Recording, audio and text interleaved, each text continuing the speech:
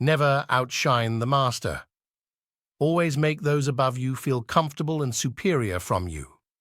In your desire to please and impress them, do not go too far in displaying your talents, or you might accomplish the opposite, inspire fear and insecurity toward you.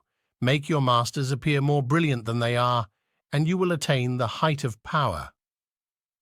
Let's understand this with a story. Nicolas Fouquet was Louis XIII's finance minister. In the first years of his reign, Nicolas Fouquet was a generous man who loved lavish party and pretty women and poetry. He also loved money, for he led an extravagant lifestyle. Fouquet was clever and very much indispensable to the king. So when the Prime Minister Jules Mazarin died, the finance minister expected to be named the successor. Instead, the king decided to abolish the position. This sign made Fouquet suspect that he was falling out of favor, and so he decided to ingratiate himself with the king by staging a party that world has never seen. He invited the most brilliant nobility of Europe and some of the greatest minds of the time. The next day, Fouquet was arrested by the king's head musketeer. 3 months later, he won in trial for stealing from the country's treasury and found guilty.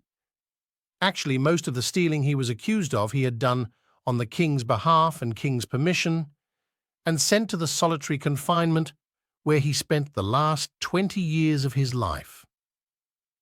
Now let's understand what gone so wrong that made Fouquet to solitary confinement. Louis XIV, the Sun King, was a proud and arrogant man who wanted to be the center of the attention at all the times. He could not countenance being outdone his lavishness by anyone, and certainly not his finance minister. To succeed Fouquet, Louis chose Jean-Baptiste Colbert, a man famous for his parsimony and for giving the dullest parties in Paris. Colbert made sure that any money-liberated treasury should go the Louis's hands. With the money, Louis built a place even more magnificent than Fouquet's, the glorious Palace of Versailles. He used the same architects and garden designer that work in Fouquet's glorious palace.